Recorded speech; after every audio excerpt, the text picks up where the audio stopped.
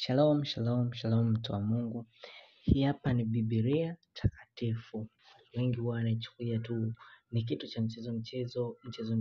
Leo nina ushuhuda juu yenu kwamba kuna mtu aliweka simu yake juu ya Biblia bila kuheshimu. Hiyo simu yake aliweka kwa kuonywa sana. Niliwahi muonya kwamba haifai uweke simu yako juu ya Biblia. Pengine hata kwenye mnawekaga tenzi, mnaweka vitu vingi juu ya Biblia.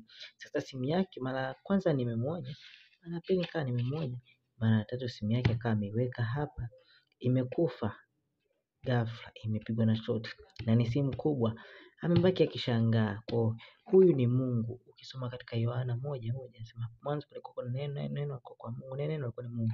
Kwa Biblia alikuwa na maneno haya ni Mungu mwenyewe. Tusifanye mchezo juu ya Biblia ya Mungu.